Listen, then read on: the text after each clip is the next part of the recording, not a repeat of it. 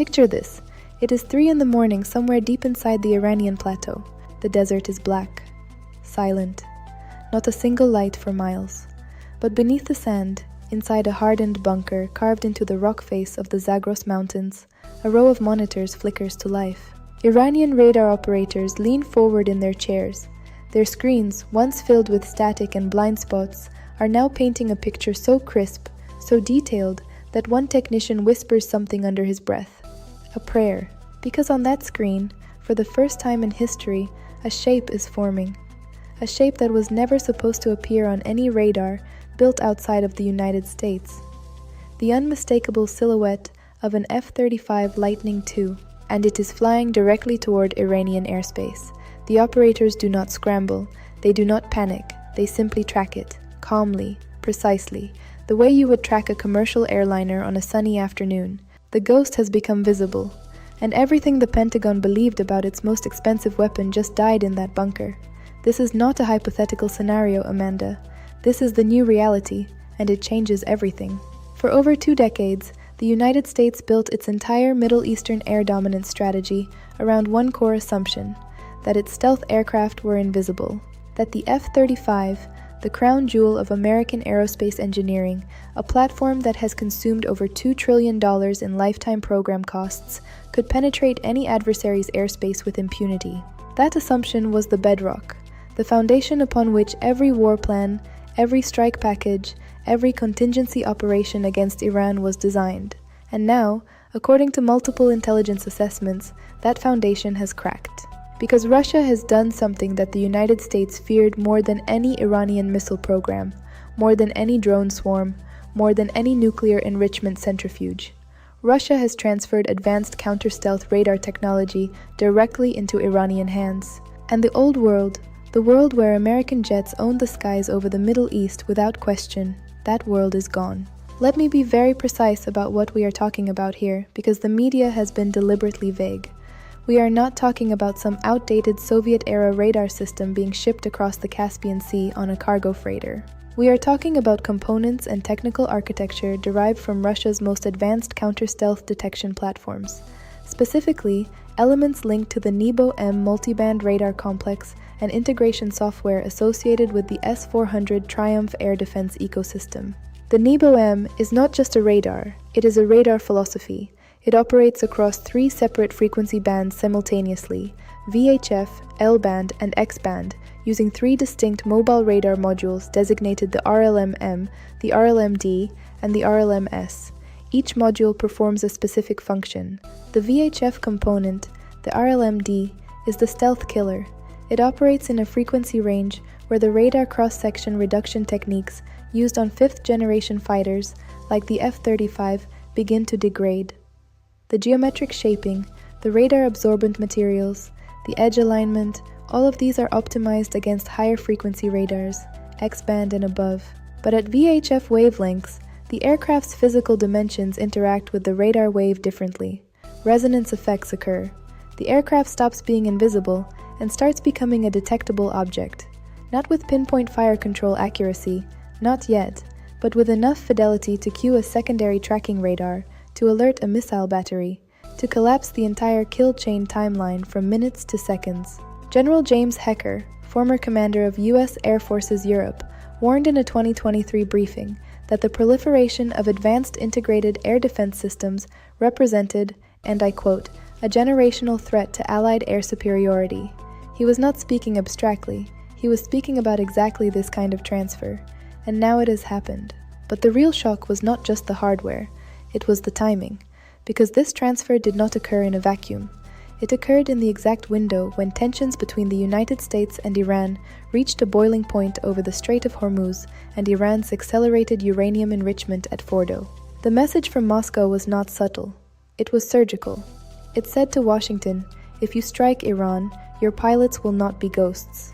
They will be targets. But while the Pentagon scrambled to assess the damage, something far more sinister was happening underground, in facilities that no satellite can see and no diplomat has ever visited. And what Iran was building there makes the radar transfer look like a warm-up act. To understand why this single technology transfer terrifies the United States military establishment more than almost anything else in the current threat landscape, you have to understand how deeply the F-35 is embedded into American strategy.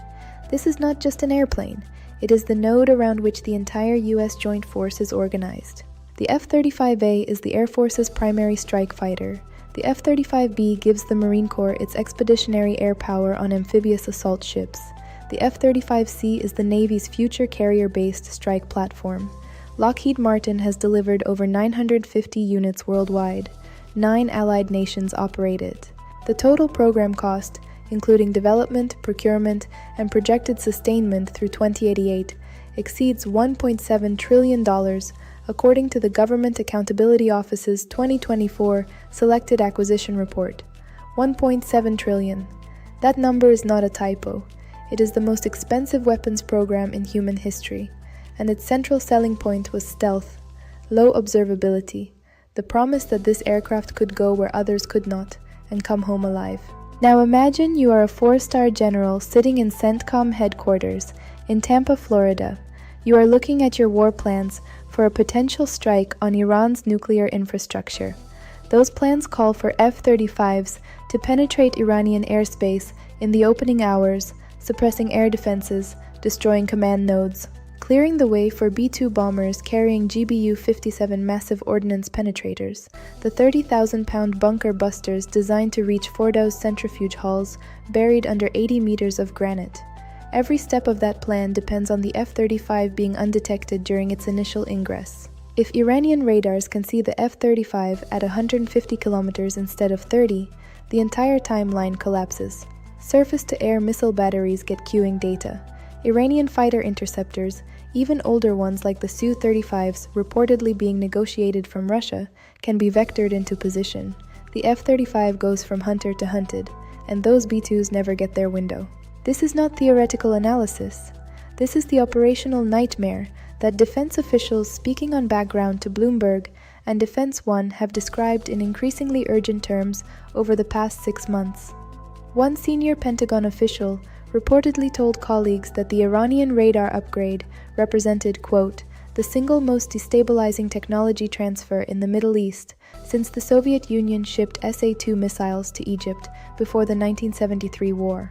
And here is where it gets even more uncomfortable for Washington. The United States cannot simply jam its way out of this problem. Yes, the US possesses formidable electronic warfare capabilities. The EA-18G Growler, the EC-37B Compass Call, and the F-35's own integrated electronic warfare suite are all designed to degrade enemy radar performance. But electronic warfare is a cat-and-mouse game, and the mouse just got significantly smarter. The EA-18G Growler, the EC-37B Compass Call, and the F-35's own integrated electronic warfare suite are all designed to degrade enemy radar performance. But electronic warfare is a cat-and-mouse game, and the mouse just got significantly smarter. The NEBO-M system incorporates advanced frequency hopping, adaptive waveform management, and passive detection modes that make it extraordinarily resistant to conventional jamming techniques. Moreover, the system is mobile. Each module is mounted on a wheeled transporter erector, meaning it can relocate within minutes of emitting, making it a nightmare target for said suppression of enemy air defenses missions. You cannot destroy what you cannot find, and you cannot find what moves before your missile arrives. They believed their defenses were invincible. They were wrong, but this time, it is not Iran that was wrong. It is the United States, and the price of that error could reshape the entire Middle Eastern balance of power for a generation. Now, let us pull back the lens and examine the geopolitical chessboard, because this radar transfer did not happen in isolation. It was a move, a calculated, deliberate, strategic move by Moscow, and to understand it, you have to see the board the way the Kremlin sees it. Russia in 2025 is fighting a war in Ukraine that has consumed enormous quantities of military hardware, financial reserves, and political capital. Western sanctions have squeezed its economy. Its diplomatic relationships with Europe are functionally dead. In return, Moscow owes Tehran, and Moscow pays its debts not in cash, but in capability. The radar technology transfer is a payment, but it is also an investment, because a stronger Iran means a busier, more distracted United States. In return, Moscow owes Tehran, and Moscow pays its debts not in cash, but in capability. The radar technology transfer is a payment, but it is also an investment, because a stronger Iran means a busier, more distracted United States. While the president spoke of unity and strength at a recent press conference, reassuring allies that American military superiority remained unchallenged, his closest advisors were already making calls that told a very different story. Calls to Riyadh, calls to Abu Dhabi, calls to Jerusalem, not calls of reassurance, calls of recalibration. Because behind the public confidence, the private assessment was far more sobering. Moreover, the transfer sends an unmistakable signal to every other nation watching this unfold. China is watching, North Korea is watching, and most critically, every Gulf state from Saudi Arabia to the UAE is watching. Because if American stealth can be tracked over Iran, it can be tracked anywhere these systems are deployed. The foundational promise that underpins every U.S. security guarantee in the region, the promise that American air power can reach anywhere, anytime, without being contested, that promise just developed a crack. And cracks in deterrence do not stay small, they spread. While the media ignored this dimension almost entirely, defense economists at the International Institute for Strategic Studies in London were already running the numbers. Their preliminary assessment, leaked to the Financial Times in a report that received almost zero public attention. The cost of that campaign alone, before a single strike on a nuclear facility, before a single bomb falls on Fordo or Natanz, would exceed $4 billion. $4 billion. $4 billion. And that assumes the campaign succeeds. If Iran has dispersed its radar components across the hundreds of hardened shelters and mountain tunnels it has spent 2 decades constructing, the actual cost could double, or triple. Suddenly, the price tag of a preventive strike against Iran's nuclear program does not just include the bombs. It includes dismantling a Russian-built air defense architecture that was specifically designed to make that strike as expensive and as bloody as possible. This is not just a desert war happening in some distant theater. In a moment, I will show you how this single radar deal just hit your own bank account, your fuel prices, and the global economy in ways that nobody on cable news is talking about. Consider the Strait of Hormuz. 21% of the world's daily oil consumption passes through that narrow choke point. 21%. Every single day, roughly 21 million barrels of crude oil transit the strait on tankers that are, in the event of a military confrontation, sitting targets. Every single day, roughly 21 million barrels of crude oil transit the strait on tankers that are, in the event of a military confrontation, sitting targets. Iran has long maintained the capability to threaten this corridor using anti-ship missiles, fast attack craft, and naval mines. Stealth aircraft would take out radar installations and command centers in the first hours. The strait would remain open. Markets would stabilize after a brief shock. That was the model. That was what war planners briefed to the president. That was what oil traders priced into their risk assessments. Now, recalculate. If the opening phase of any conflict is no longer a swift, surgical stealth operation, but a prolonged, contested, and costly campaign to first dismantle an advanced radar network, the timeline for securing the strait extends from days to weeks. European natural gas prices, already sensitive due to the loss of Russian pipeline supplies, would cascade into crisis territory. Global inflation, just barely tamed after the post-pandemic surge, would reignite. Central banks would be forced to raise interest rates again. Housing markets would freeze. Recession would follow within quarters. All because a radar system in the Iranian desert can now see an airplane it was never supposed to see. European natural gas prices, already sensitive due to the loss of Russian pipeline supplies, would cascade into crisis territory. Global inflation, just barely tamed after the post-pandemic surge, would reignite. Central banks would be forced to raise interest rates again. Housing markets would freeze. Recession would follow within quarters. All because a radar system in the Iranian desert can now see an airplane it was never supposed to see. And this is precisely the leverage that Iran now holds. Tehran does not need to fire a single missile to benefit from this technology transfer. The mere fact that the United States can no longer guarantee a quick, clean air campaign changes the calculus of deterrence. It makes the cost of military action higher. It makes diplomacy more attractive. And it gives Iran more room to maneuver on its nuclear program, on its regional proxy network, on its naval posture in the Gulf. The radar is not just a shield. It is a political weapon, and Iran knows exactly how to use it. This concludes part 1 of our deep dive. In part 2, we will go inside the secret labs of the Pentagon to see how America is fighting back. While the president spoke of unity and strength at a recent press conference, reassuring allies that American military superiority remained unchallenged, his closest advisors were already making calls that told a very different story. Calls to Riyadh, calls to Abu Dhabi, calls to Jerusalem, not calls of reassurance. His closest advisors were already making calls that told a very different story.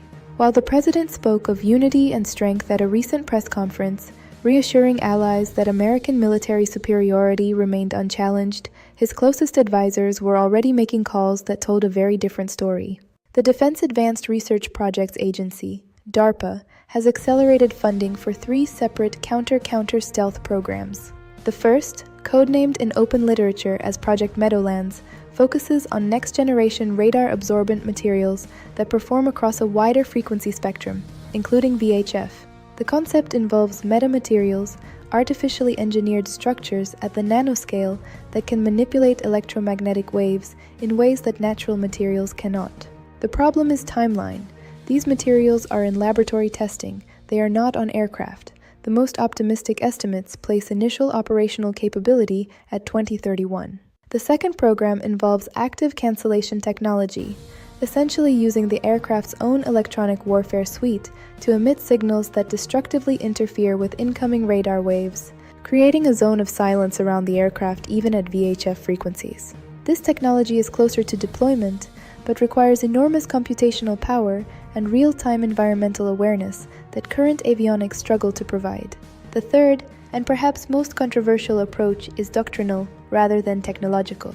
A growing faction within the Air Force, led by officers who came of age in the counter-insurgency era and then pivoted to great power competition, argues that the stealth paradigm itself is becoming obsolete. They advocate for a shift towards standoff warfare using long-range cruise missiles, autonomous drone swarms, and hypersonic weapons launched from platforms that never enter contested airspace.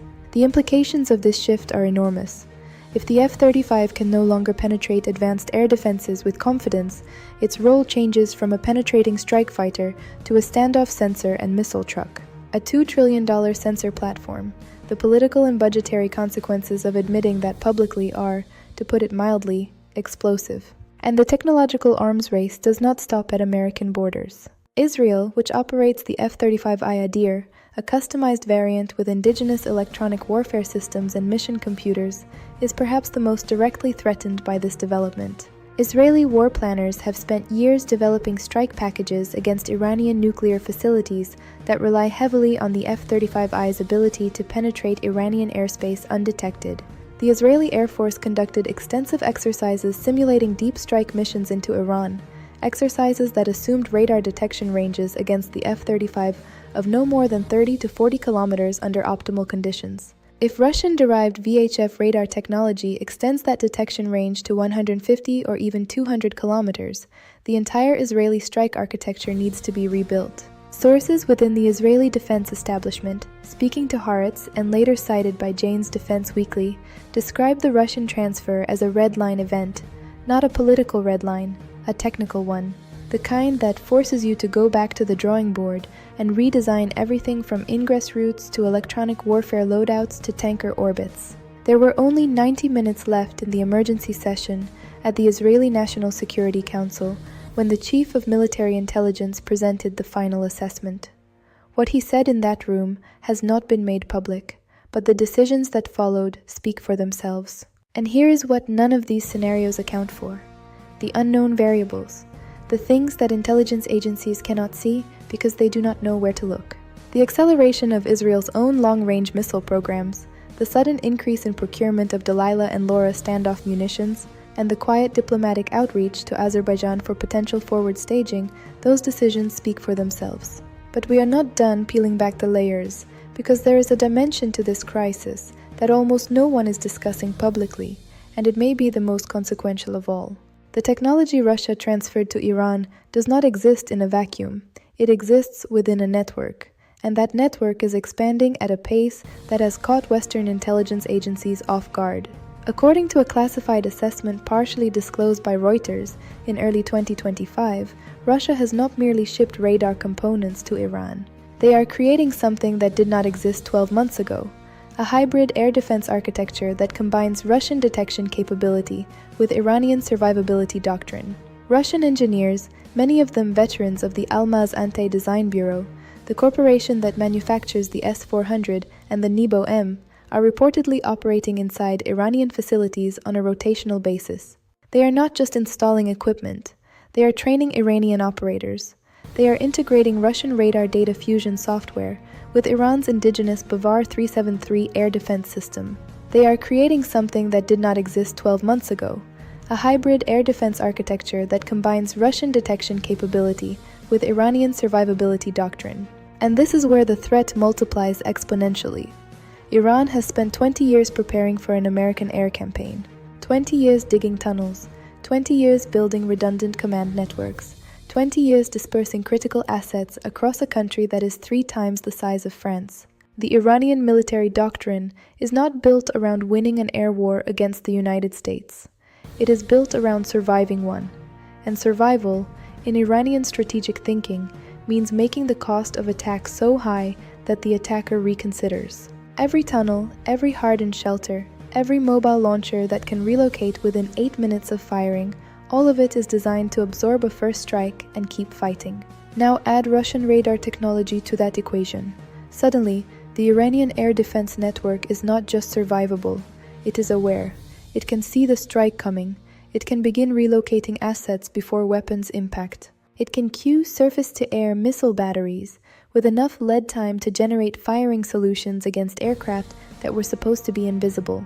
The combination of Iranian dispersal doctrine and Russian detection technology creates a defensive architecture that is greater than the sum of its parts, and the United States has no existing playbook to defeat it quickly.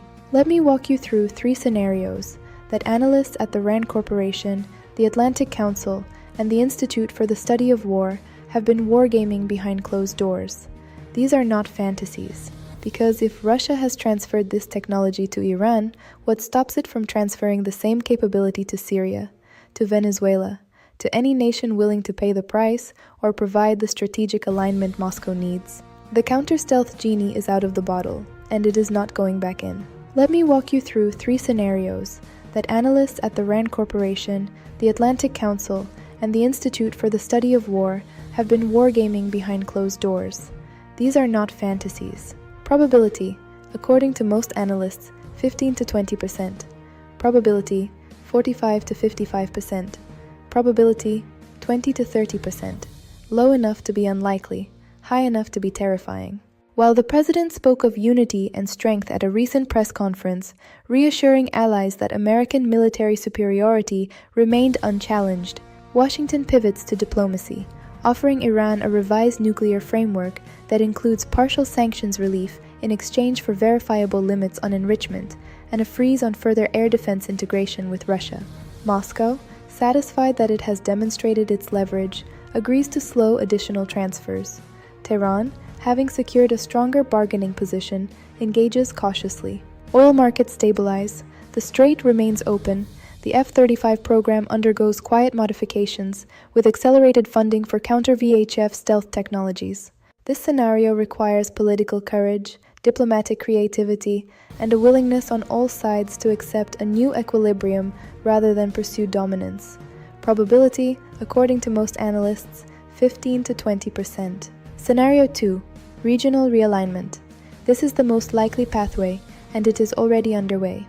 In this scenario, the radar transfer accelerates a broader restructuring of Middle Eastern security relationships. Saudi Arabia, already hedging between Washington and Beijing, uses the diminished credibility of American air superiority as leverage to demand more advanced weapon systems, potentially including nuclear cooperation agreements. The UAE deepens its own defense partnerships with France and South Korea.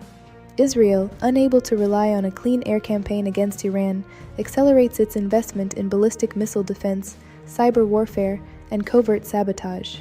The region does not explode into open war, but the security architecture that has held since the 1991 Gulf War dissolves piece by piece.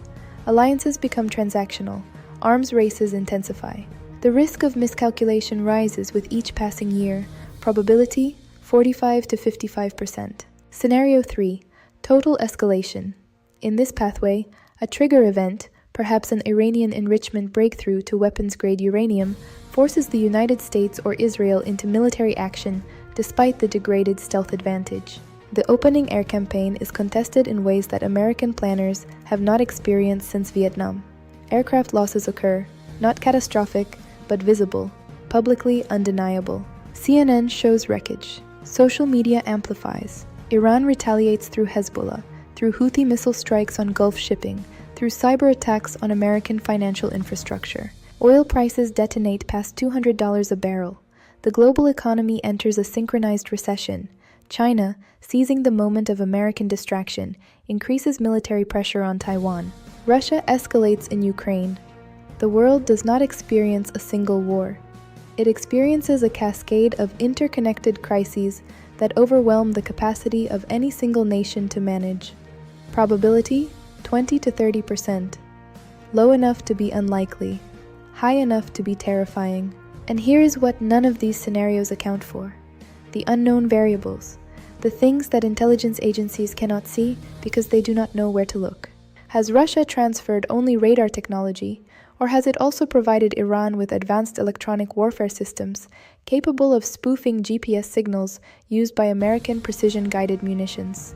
Has China, watching this transfer with obvious interest, begun its own parallel program to equip partners with counter-stealth capabilities derived from its JY-27A and YLC-8B radar systems? Are there additional underground facilities in Iran that have not yet been identified by satellite reconnaissance? Facilities where the integration of Russian and Iranian systems is further advanced than anyone in Washington believes? These are the questions that do not have answers yet, and the absence of answers is itself a form of danger. The world has entered a new chapter, not with a bang, not with a dramatic declaration of war, but with a quiet shipment of radar components across the Caspian Sea.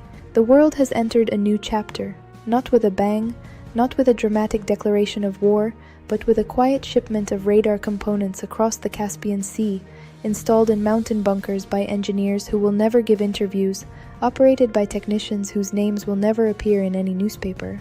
That is how the balance of power shifts in the 21st century, not through grand battles, but through the silent erosion of technological assumptions that entire empires were built upon. The United States spent $2 trillion to own the sky. Russia, for a fraction of that cost, may have just repossessed it. Not everywhere, not permanently, but in the one theater where it matters most, at the one moment when the stakes could not be higher. The Pentagon will adapt. It always does. New technologies will emerge, new doctrines will be written, new budgets will be approved, each larger than the last. 20 years digging tunnels, 20 years building redundant command networks, 20 years dispersing critical assets across a country that is 3 times the size of France. There is an old saying in the intelligence community: the most dangerous weapon is not the one your enemy holds, it is the one you did not know he had. For years, the United States looked at Iran and saw an aging air force, a patchwork of sanction-starved defense systems, a nation whose skies belonged to American jets by default. That assessment was comfortable, it was convenient, and as of today, it is obsolete. The skies over Iran no longer belong to America. They belong to whoever can see what was supposed to be invisible. The ghost has a silhouette, the shadow has a shape, and the most expensive military aircraft ever built just became visible to a radar system that cost less than a single one of its engines. That is not just a military problem.